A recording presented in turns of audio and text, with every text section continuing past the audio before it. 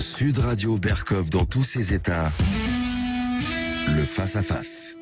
Et pour le face-à-face du jour, on accueille aujourd'hui Alain de Benoît. Bonjour. Bonjour. Vous êtes journaliste, philosophe et essayiste et vous publiez L'exil intérieur, carnet intime aux éditions Crisis. Bienvenue. Merci. Alors Alain de Benoît, je suis content de vous recevoir parce que voilà, on prend un peu de distance, un peu de hauteur par rapport à l'actualité, mais on va en parler aussi.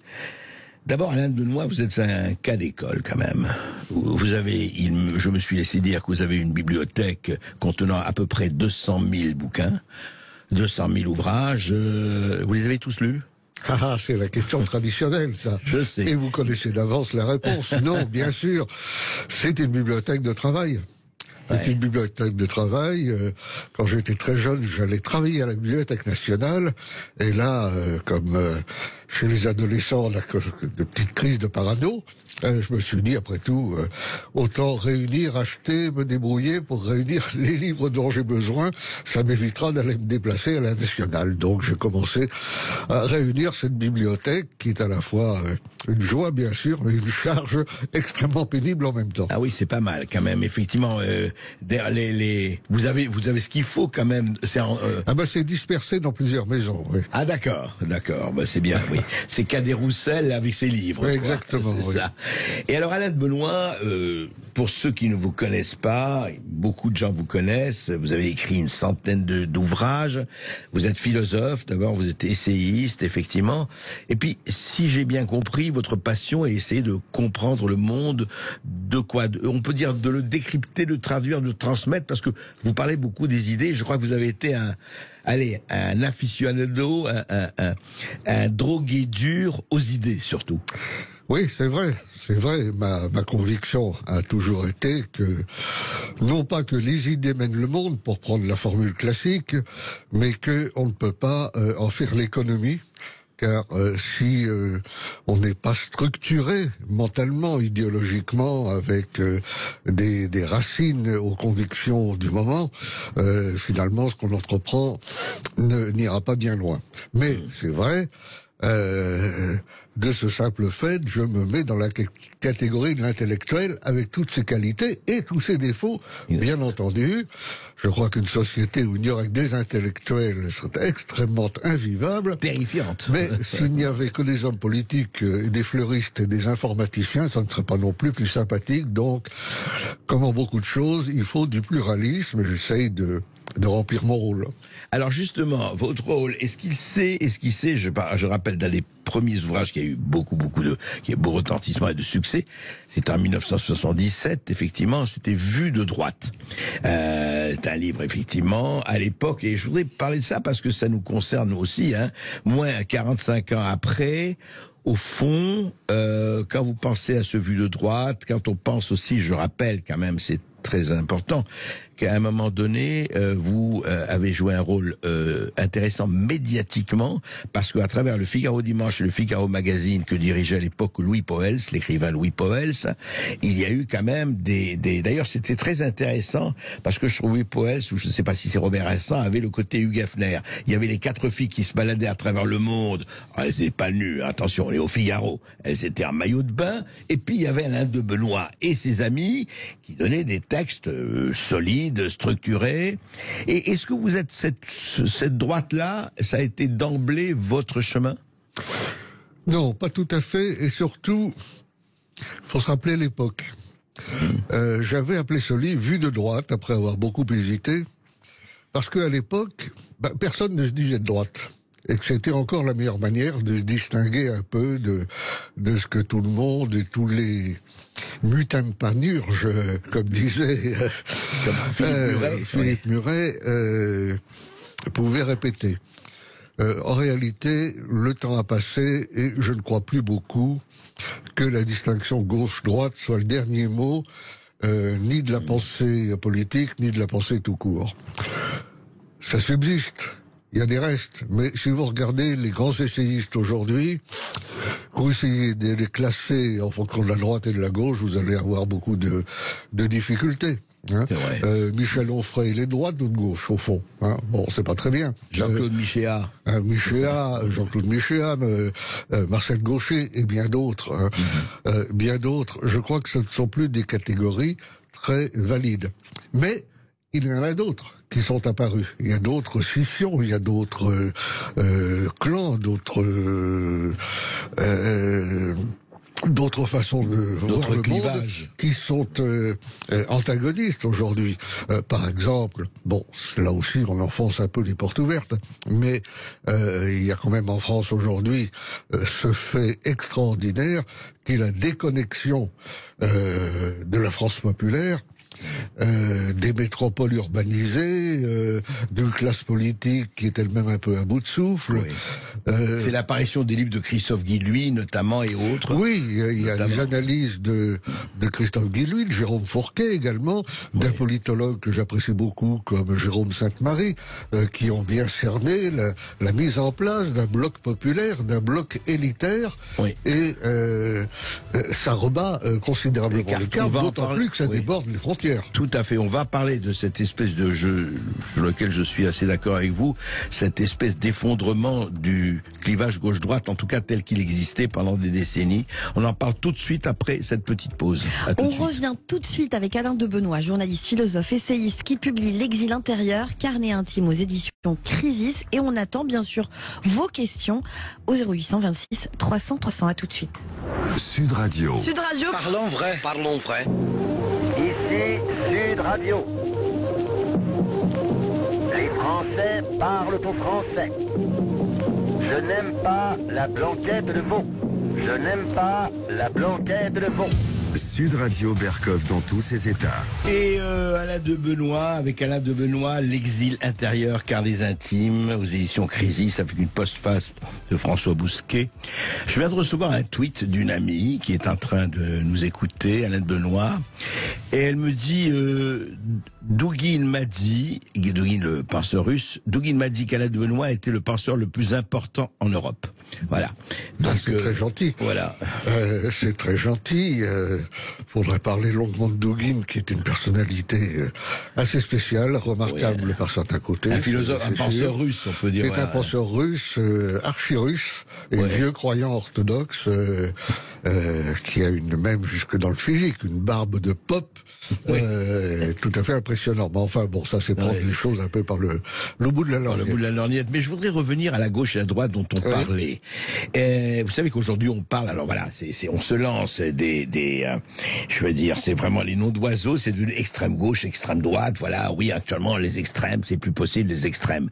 On est en 2022, en 1977, vous écriviez Vue de droite, on a parlé du Figaro, et puis on rappelle que Jean-Marie Le Pen avait fondé son mouvement en 1972, le Front National. Est-ce que par rapport à il y a presque 50 ans, disons ça, 50 ans, est-ce qu'aujourd'hui, ces notions extrêmes, quand on dit extrême gauche, extrême droite, pour vous, ça a un sens? Et lequel sens il y a? Ça doit avoir un sens. Simplement, on ne le définit jamais. J'admets parfaitement l'idée qu'il y a des gens qui sont des extrémistes, crispés, sur des positions poussées à l'extrême, qui considèrent que la fin justifie les moyens, ce genre de choses, n'est-ce pas? Quand vous lisez le livre de Pierre-André Taguieff sur l'extrémisme qui est paru tout récemment, vous avez de bonnes définitions. Le problème, vous l'avez dit, c'est qu'aujourd'hui, le débat est empoisonné, je dirais même empuanti, par les procès d'intention. Autrefois, vous aviez des fascistes qui se disaient fascistes, des communistes qui se disaient communistes, des démocrates qui se disaient démocrates. Et bon, aujourd'hui, on veut absolument vous persuader que vous êtes autre chose que ce que vous dites. C'est là où c'est très agaçant. On met l'étiquette et on vous colle l'étiquette. Oui. Quand j'entends parler quelqu'un d'extrême droite ou d'extrême gauche, d'ailleurs, c'est pareil. J'ai envie de dire, intéressant, mais c'est quoi la définition d'extrême droite? Et généralement, vous n'avez rien. Quasiment rien, ou des espèces de balbutiements tout à fait ridicules. Et ça pose le problème d'une société qui est de plus en plus radicalisée, envahie par la haine, il faut bien le dire quand même, assez inculte, C'est pas nouveau, il y a toujours eu des gens incultes. La différence, c'est qu'aujourd'hui, ils sont au sommet, ce qui modifie la perspective. Et comme ils n'ont pas énormément de vocabulaire... Vous voulez dire que l'inculture devient vertueuse, pratiquement? L'inculture devient à la fois dominante, parce qu'elle est bien représentée à la tête des institutions, et elle devient vertueuse dans la mesure où les gens éprouvent le besoin d'être du bon côté, du côté de l'empire du bien, et de diaboliser, on est dans une représentation purement religieuse, de diaboliser leurs adversaires. On refuse de leur serrer la main, on ne leur reconnaît pas un statut de légitimité minimale, à la limite ils n'ont pas le droit d'exister, et évidemment c'est la raison pour laquelle il n'y a plus de véritable débat, sinon dans l'entre-soi, c'est-à-dire quelqu'un qui pense quelque chose, invite 3 personnes qui pensent à peu près la même chose, et ils se retrouveront pour taper sur ceux qui n'invitent jamais. Je trouve ça inquiétant. À titre personnel, bon, c'est un peu désagréable, bien sûr, d'être dans une certaine mesure ostracisé, mais surtout, c'est très inquiétant parce que c'est une rupture avec les débats tels qu'ils sont déroulés à la fin du 19e siècle, au début du 20e, encore dans l'entre-deux-guerres. Aujourd'hui, on est à la fois dans l'hystérie et dans la diabolisation. C'est ça que je trouve tout à fait insupportable, évidemment. Alors, quand il s'agit d'un homme politique, c'est très facile. Quand il s'agit d'un intellectuel, d'un penseur, etc., le procédé le plus commode, c'est de ne jamais citer un mot de ce qu'il a écrit, même s'il a écrit beaucoup. L'omerta, la loi du silence. C'est la loi du silence, c'est la loi du silence, et moi je l'ai vu de façon très personnelle et très précise. À l'âge où je suis, j'écris depuis longtemps. Vous l'avez dit, j'ai fait une centaine de livres. Jusque vers 1980, quand je sortais un livre, j'avais un article dans Le Monde, dans Libération, dans La Croix, dans les principaux quotidiens hebdomadaires, qui étaient parfois très critiques, ce qui était normal, bien entendu. Et puis, à partir d'un certain moment, je me suis aperçu que il n'y avait plus rien. Ah, on n'en parlait plus. On n'en parlait plus. Alors, comme je ne pense pas que ce que j'écrivais soit devenu totalement stupide ou insupportablement extrémiste, ça serait plutôt le contraire, je me dis, il y a quelque chose qui ne va pas. Et puis surtout, je vois qu'il y a tout un tas d'auteurs qui avaient des tribunes libres dans Le Monde, par exemple, à une époque, comme c'était aussi mon cas d'ailleurs. Et puis, ils ont disparu, ils ont été marginalisés, même des gens connus comme le sociologue, le regretté Jean Baudrillard par exemple, il était un petit peu provocateur, comme Philippe Muret. Donc, à partir d'un certain moment, ces gens-là, ça sent mauvais, on n'en parle pas. C'est désastreux. C'est désastreux à tous égards, évidemment. C'est sûr. On va en reparler après une toute petite pause. Avec vous, Alain de Benoît, Les Carnets intimes, l'exil intérieur, de très très beaux apophthegmes, de très beaux textes. Et puis on va continuer à parler de tout cela avec les auditeurs de Sud Radio ensuite. Absolument, les auditeurs de Sud Radio qu'on retrouvera en deuxième partie et qui nous appelleront bien sûr, qui peuvent nous joindre au 0826 300 301 tout de suite. Ici Sud Radio. Les Français parlent au français. Les carottes sont cuites. Les carottes sont cuites. Sud Radio Berkov dans tous ses états. Et vous parlez justement de cette espèce de jet d'étiquettes, de tsunami d'étiquettes, on ne parle pas à X ou Y sous prétexte de il est extrême, il est ceci, il est cela, enfin on le sait, hein, facho, pas facho, réac, et autres. Et c'est vrai que ce que dit Alain de Benoît, à ce moment-là, comment voulez-vous débattre? Et vous n'allez pas débattre avec vos clones, sinon c'est pas la peine. Mais vous citez dans votre livre Albert Camus en 1958, Alain de Benoît, qui écrivait ceci: « Une nation ne doit pas oublier les raisons qu'elle peut avoir de s'estimer elle-même. Il est dangereux de lui demander de s'avouer seul coupable et de la vouer à une pénitence perpétuelle. » Albert Camus, 1958. Est-ce qu'on n'est pas en plein dedans aujourd'hui? On est en pleine repentance, comme vous le savez. On a l'air de découvrir que l'histoire est tragique, et que dans l'histoire, il y a des grandes pages de lumière et il y a des pages sombres. pour tout le monde, pour tous les peuples. Et au lieu de dire j'assume tout, on bat sa culpe. Donc le refrain, le mantra, c'est mea culpa. On voit bien l'origine religieuse de ce genre d'attitude, mais qui aujourd'hui va vers la négation de soi. Non pas l'examen de conscience, qui est une chose très belle, non pas l'autocritique lorsqu'elle est justifiée, mais la négation de soi, en disant « je suis maudit, j'appartiens à un peuple maudit, mes ancêtres n'ont fait que du mal dans l'histoire, donc on est dans une représentation... C'est ma faute, c'est ma très grande faute. Fantasmatique, et là... je dois dire que moi je ne suis pas de ceux qui disent la psychanalyse ça n'a aucune valeur. Dans certains cas ça a beaucoup de valeur, faut bien l'employer simplement. Et ça s'analyse tout ça sur le plan la haine de soi, sur le plan psychanalytique et sur le plan psychiatrique, parce que c'est encore un volet dont à mon avis on ne tient pas suffisamment compte. Aujourd'hui, on voit à la faveur de tel événement, anecdotes, choses plus ou moins pourtant, les hôpitaux psychiatriques sont remplis de gens, paraît-il, qui sont des aliénés, c'est pour ça qu'ils tuent. Oui, mais alors ça c'est encore autre chose. Mais en dehors des gens manifestement déséquilibrés, comme on dit maintenant, dans les circonstances que vous savez, il y a quand même le regard que le psychiatre pourrait porter sur un certain nombre de faits, vous parlez un peu du wokisme. Là, je parle de toutes les folies wokistes, de toutes les modes auxquelles les gens ne comprennent rien, depuis les hommes enceints aux femmes à barbe, en passant par les trans, cis, paratransgenres et autre chose, qui aboutissent parfois à des absurdités qui ne relèvent plus du politique ou de l'idéologique, mais véritablement du psychiatrique. Par moments, on a l'impression d'être dans un asile de fous. C'est ça qui, je pense, conduit peut-être des gens qui sont un peu dans ma disposition d'esprit à essayer de prendre un peu de hauteur, un peu de distance, tout en restant un observateur attentif de l'actualité, de ce qui se passe.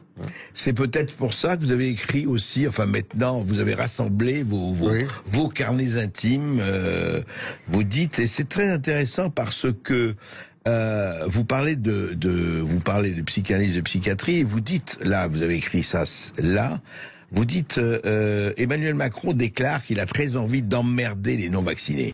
Aussitôt, les commentateurs dissertent à n'en plus finir sur l'usage du verbe, alors que le vrai mot-clé est celui d'envie. Car le scandale, s'il en a un, ne tient pas au fait que le chef de l'État ait dit emmerder plutôt que gâcher l'existence ou rendre la vie impossible. Il tient dans l'aveu qu'il en meurt d'envie. C'est un minuscule exemple de la façon dont on privilégie toujours ce qui est sans importance au lieu de s'intéresser à ce qui est important. Pourquoi, en l'occurrence, c'est l'envie, pour vous, qui est le moins important? L'envie, c'est le ressort. C'est le ressort intime. J'ai envie. Et puis, à la limite, ça devient un slogan. J'ai envie de ceci, de cela, et j'ai le droit. C'est-à-dire qu'on transforme d'abord l'envie en besoin, et ensuite le besoin en droit. C'est-à-dire qu'on est dans le règne de la subjectivité totale. Vous avez des gens aujourd'hui qui vous disent ben voilà, je suis un homme, mais je considère que je suis une femme. Il faut que vous me considériez comme une femme. Sinon vous êtes transphobe. Très bien, mais et s'ils se considèrent comme une jument ou une vache, on a le droit de la traire, je sais pas.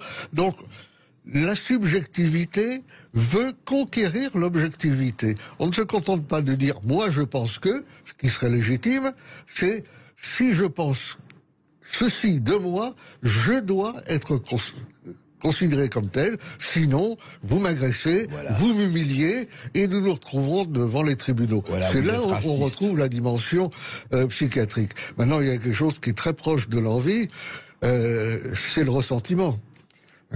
Nietzsche a écrit de très belles pages sur la puissance du ressentiment comme facteur historique. On vient de rééditer L'homme du ressentiment de Max Scheler, qui est un grand livre également. Je ne vais pas rentrer dans le détail de choses de ce genre, mais on voit bien que l'envie, le ressentiment, parfois même la simple jalousie, a une portée qu'on n'imagine pas tout à fait. Pourquoi ce dans l'immédiat. ressentiment, cette haine, justement, et pour des choses qui n'en valent surtout pas la peine, en tout cas souvent, devient doctrinaire, pratiquement. C'est-à-dire que, en fait, c'est faute de s'attaquer aux vrais problèmes, faute de s'attaquer aux vraies idées, faute de s'attaquer au fond, qu'on se bat sur l'écume. On se bat sur l'écume parce qu'on n'est plus capable de faire la distinction entre l'écume et ce qui n'est pas l'écume. On vit dans un monde d'information, dans un monde de l'immédiateté. Les réseaux sociaux ont aggravé cela, amplifié cela dans des proportions extraordinaires, ce qui fait que le moindre petit P de travers qu'on raconte sur les réseaux sociaux devient une affaire planétaire. Hein.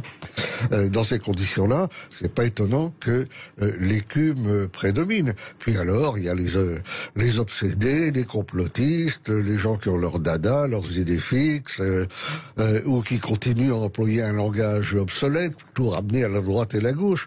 On en a dit un mot tout à l'heure. Moi, il y a une chose qui me frappe énormément. Dans la dernière élection présidentielle, Oui. vous aviez 2 finalistes que tout séparait, sauf une chose. Tous les 2 refusaient de se déclarer de droite ou de gauche. C'est la première fois qu'on voit une situation de ce genre dans l'histoire politique de la Ve République, de façon symétrique mais un peu en miroir quand même. L'un et l'autre pensaient que ce n'était pas en se réclamant de l'une ou l'autre de ces 2 étiquettes qu'il allait toucher les gens qu'il voulait toucher. Ça n'a pas été suffisamment remarqué, car c'est la première fois dans l'histoire de la Ve République. Oui, de ne pas se déclarer ou de droite ou de gauche, c'est vrai. Bien sûr. Ouais, et c'est vrai que Marine Le Pen refusait absolument le label de droite. Et contrairement à Zemmour, et en fait c'est elle qui l'a remporté par rapport à Zemmour. Tout à fait. Non, c'est absolument fascinant cela. En fait, Alain de Benoît, si on creuse un peu avec, et c'est vrai avec vous, c'est très intéressant de creuser cela.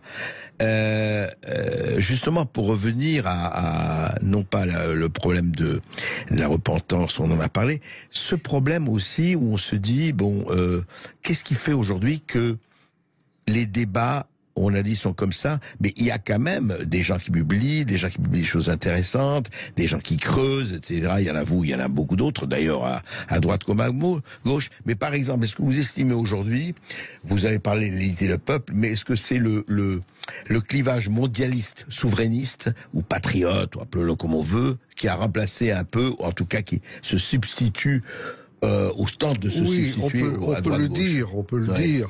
Il est sûr que d'un côté, il y a des gens qui se sentent transnationaux, qui habitent sur une planète où un jour on est à New York, le lendemain à Saint-Tropez, le 3e à Hong Kong pour surveiller la bourse, etc. Puis des gens que tout ça dépasse un petit peu, qui voient s'effondrer tout ce qu'ils ont connu et parfois aimé. Et qui essayent de retenir quelque chose, et qui voient bien que ça correspond aussi à quelque chose, parce qu'il y a toujours des produits dont on vante le fait qu'ils sont faits selon la tradition depuis 3 siècles, etc., etc. Donc, il y a une certaine schizophrénie dans tout cela. Mais je dirais que ces clivages, aujourd'hui, prennent une véritable dimension sociologique, et qu'à certains égards, on assiste au grand retour de la lutte des classes. Ah bon? Oui. Carrément. Ah oui, carrément. Quelle lutte et quelle classe, déjà, la sécession de fait des élites d'un côté, des classes populaires de l'autre, appuyée par la fraction des classes moyennes qui se trouve aujourd'hui très clairement en situation de déclassement. C'est clair. Bon. Et Guy, lui, a très bien étudié ça dans ses bouquins.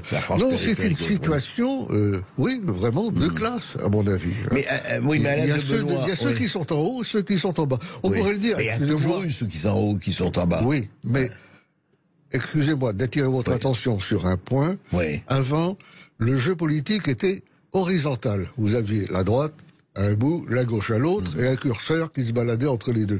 C'était très horizontal. Aujourd'hui, le clivage fondamental, il est vertical. C'est entre le peuple et les élites. La classe politique, la caste, dans laquelle les gens ne se reconnaissent plus, et vis-à-vis de laquelle il développe des sentiments parfois terribles, d'une haine incroyable. Tout à fait. Mais Alain de Benoît, est-ce que ça ne s'appelait pas, il y a 200 ans, le clergé et la noblesse face aux tiers états? Si, mais on sait comment ça a fini. Oui. Donc, c'est clair qu'on peut avoir quelques il n'y a pas que Mélenchon pour dire qu'on va refaire 1789, n'est-ce pas? mais justement, par rapport à ça, vous savez, vous connaissez, je ne sais pas où ou pas, la phrase célèbre de Warren Buffett, qui est un des milliardaires américains, représentant de Walmart. Il a dit, oui, la lutte des classes a eu lieu, les riches ont gagné. Est-ce que les riches n'ont pas gagné? Je crois qu'il a dit, elle se poursuit et les riches continuent à la gagner. À gagner, oui, c'est ça, si vous voulez. C'est bien parce que ça permet aussi d'actualiser. Alors justement, est-ce que le riche ne continue pas à la gagner? Est-ce qu'au fond, cette lutte des classes n'est-elle pas, au fond, une fausse lutte des classes? Je veux dire, pas une fausse lutte des classes en ce sens, bien sûr qu'il y a des différences de classes, mais on a l'impression qu'ils ont réussi, ou que les élites, en tout cas ils sont bien, de détourner les objectifs de la lutte vers d'autres poteaux d'exécution. Sans doute, Warren Buffett se félicite que sa classe l'ait emporté. Mais il faut aller au-delà des personnes, parce qu'on est toujours porté à dire, il y a les riches, ou bien il y a les gros, ou bien il y a... les 200 familles à l'époque. Oui, les 200 familles, les méchants banquiers, etc. En réalité, c'est très primitif comme approche, parce que au-delà de tout ça, il y a un système, qui est le système du capitalisme libéral, de la formation d'un capital qui se suraccumule à partir d'un argent qui se reproduit. Très marxiste, cher Alain Benoît. Là. Pas marxiste, mais éventuellement très marxien, oui. Il a vu des choses, le camarade Karl Marx, qu'il ne faut pas dédaigner. Moi, je ne suis pas du tout quelqu'un de sectaire. Je prends mon bien où je le trouve. Et quand chez un doctrinaire, un penseur, je trouve des choses qui sont justes, je ne vais pas dire ah non c'est pas possible, je ne le crois pas. Oui, vous dites pas ah il est de droite ou il est de gauche, je ne l'écoute pas. D'ailleurs, entre parenthèses, Karl Marx ne s'est jamais dit de gauche, pas plus d'ailleurs que comme le faisait remarquer Michéa, que les premiers socialistes, Proudhon, Sorel, Jules Vallès, etc.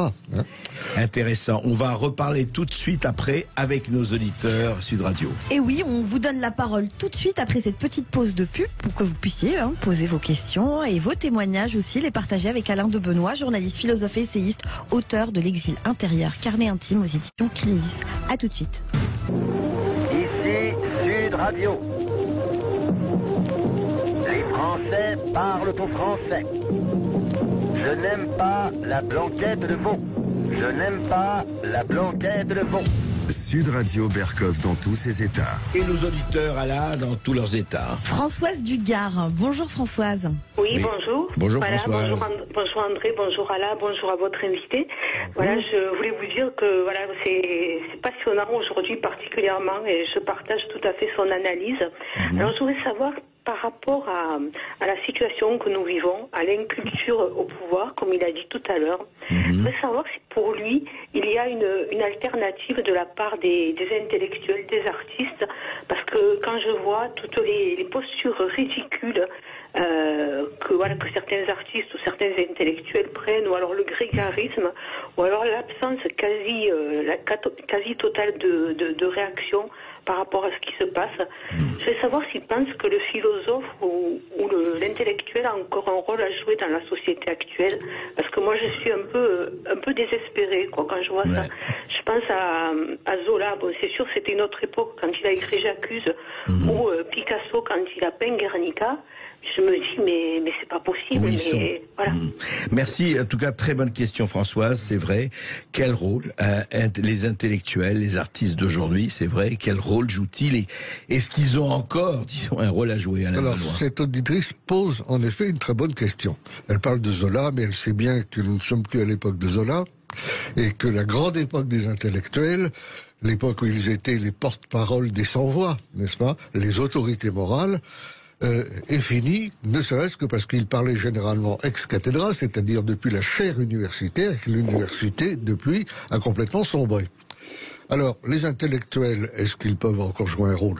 Oui, je pense, mais quel est leur rôle? À mon sens, le rôle d'un intellectuel, c'est pas d'aligner des phrases absconses auxquelles les gens ne comprennent rien, c'est d'aider les gens à mesurer le sens du moment historique dans lequel ils vivent.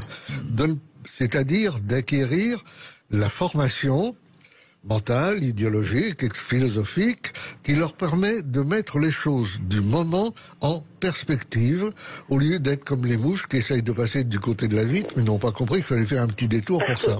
Tout à l'heure, vous avez évoqué Michel Onfray. Et moi, je fais partie d'un atelier d'écriture qui est au sein d'une université populaire. Et je trouve que Michel Onfray a peut-être fait cette démarche pour aider les gens à accéder à la culture. Chaque intellectuel a son itinéraire, voilà, mais l'exemple que vous donnez est très bon. Michel Onfray, avec son université populaire, avec tout ce qu'il fait maintenant, c'est un auteur par ailleurs extraordinairement prolifique, donne un bon exemple et en même temps il donne la différence qu'il y a entre un intellectuel engagé, ce qui me paraît tout à fait louable, et un intellectuel partisan, c'est-à-dire qu'il n'est pas louable du tout parce que c'est quelqu'un qui est dogmatique et qui veut étirer sur un lit de Procuste le réel. Je trouve que ce qui est lamentable, c'est qu'il est beaucoup plus facile de se brancher sur les chaînes d'infos en continu devant son ordinateur et les réseaux sociaux plutôt que de chercher d'autres choses que l'information qu'on nous... Ouais, voilà, mais il faut un effort, Françoise, il faut faire l'effort, c'est bien ça. Et alors vous parliez également des artistes. Les artistes, c'est un peu différent. Vous savez, de tout temps, je crois, les artistes... ils veulent pas perdre de public, ils ne veulent pas aller à contre-courant parce qu'ils savent que ça leur vaudrait des ennuis. C'était vrai avant la guerre, c'était vrai sous l'occupation, c'est vrai aujourd'hui, c'est la même chose. La plupart des artistes, ils vont dans le sens du vent. Ils sont prudents, quoi. Ils font comme les feuilles mortes, hein, ils vont dans le sens du vent. C'est vrai. Merci Françoise. Merci Françoise et bonjour à César de Bayonne. Bonjour César. Bonjour André et bonjour Alain de Benoît. Bonjour. Et aux auditeurs. Alors je suis très content qu'on parle de ce sujet des confusions et des droites et des gauches parce que ça m'intéressait depuis longtemps. Alors je vais dire deux choses et puis vous me direz ce que vous en pensez. Allez-y. Donc le premier sujet c'est pas le plus important mais je voulais le dire. C'est l'idée du ridicule de la droite et de la gauche à mon sens. Et le deuxième sujet c'est l'idée d'unir enfin les gaullistes et les progressistes. Donc le premier point que je voulais dire, c'est que on a tous une main gauche et une main droite, et je pense que la main gauche et la main droite, il y en a pas une qu'il faut couper, voilà. Donc je pense que l'union des droites ou l'union des gauches, c'est complètement stupide. Je pense qu'il faut savoir faire du compromis quand on fait de la politique. Si on veut gagner à 80%, plutôt que de gagner à 51% et encore par chance. Voilà, c'est le premier point. Et le deuxième point, je voudrais avoir votre avis. Il y a beaucoup de gens qui apprécient le gaullisme. Aujourd'hui, tout le monde parle du gaullisme. Et en même temps, surtout chez les jeunes, il y a beaucoup de gens qui parlent du progressisme. Donc c'est cette idée, pas forcément wokiste, mais c'est cette idée tout simplement d'être plus ouvert d'esprit, un renforcement sur l'antiracisme et l'écologie notamment. Donc voilà. Donc ce que je veux dire, c'est que plutôt que, et je vous invite même vous, André Berkoff, parce que je vous trouve très drôle, je vois souvent dans le gaullisme quelque chose de sérieux, l'État bienveillant, et c'est un rapport à l'honnêteté. Et Alain de Benoît, tout à l'heure, il a dit qu'on avait un combat qui était vertical, et aujourd'hui, je suis complètement d'accord. On a un rapport aujourd'hui qui n'est pas de droite et de gauche, mais qui est par rapport à l'honnêteté et à la sagesse, face à la corruption et au mensonge et à la bêtise. Donc je pense vraiment qu'en effet c'est vertical, et je vous invite vraiment, André Berkoff, à l'occasion, si vous y réfléchissez, de prendre finalement, vous comme tous ces gens qui se disent de droite, de mettre des lunettes bleues. Je ne me dis pas de droite, oui, allez-y. Voilà, exactement. Non, ce que je veux dire, c'est qu'il faut que les gens comme Marine Le Pen ou peu importe mettent des lunettes bleues, des lunettes vertes, et qu'ils soient un peu plus progressistes, afin de remplacer les Sandrine Rousseau. Et puis, en fait, il faut mettre de la bienveillance dans le progressisme plutôt que du wokisme et ses idées racistes et diviseuses. Voilà. César, on va justement à Alain de Benoît. Oui, très rapidement. Ouais. C'est un discours sympathique, mais il faut bien voir que si vous dénoncez le wokisme, la racine du wokisme, c'est le progressisme, du point de vue de l'histoire des idées. Hein. L'union, c'est bien l'union, mais l'union, ça se construit pas dans l'abstrait, sur un coin de table. On peut toujours dire, on va unir un tel, et pourquoi ils s'unissent pas, et puis à la fin, tout le monde sera mettra d'accord et on sera dans une perspective à la fois unanimiste et interclassiste. Malheureusement, ça marche pas toujours comme ça, parce que il y a des choses qui peuvent s'unir parce que leur conviction, leur philosophie, leur conception de l'homme et de la société peut s'harmoniser avec une autre famille. Mais dans d'autres cas, ça s'harmonise pas. Mais attention, les libéraux ont une conception de l'homme qui n'est pas celle des conservateurs ou des traditionalistes. Donc, nécessairement, on achoppe très vite. Et j'en finis là-dessus. Je crois que plus que de rechercher une union que tout le monde cherche mais qu'on ne trouve pas, l'essentiel c'est plutôt de voir quels sont les thèmes porteurs d'une époque et où se trouvent les dynamiques historiques. Parce que ça nous en dit long sur le moment où nous sommes.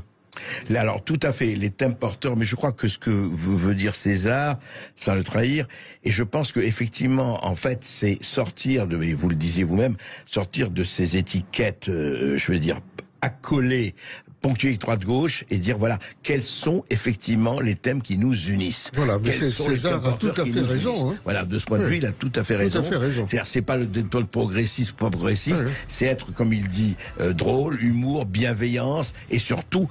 Je dirais que 55 à 60% de la population française pourrait se retrouver sur un certain nombre de thèmes si ces gens-là dépassaient leur tout est l'ego. Mais c'est encore une autre histoire. Et c'est aussi le problème du vocabulaire, parce que beaucoup de mots qu'on emploie ont trop servi. Ils ne veulent plus dire grand-chose, ils sont banalisés, chacun les emploie mais lui donne un sens différent, et ça ne facilite pas la compréhension dans les débats. Il faut nettoyer le dictionnaire au Karcher. Non, puis essayer surtout de rompre avec les étiquettes. Moi, je pense que les étiquettes, c'est bon pour les bocaux de confiture. C'est beaucoup mieux de savoir quel est le contenu d'une idée, et pas son nom ou son contenant. Et pas son contenant.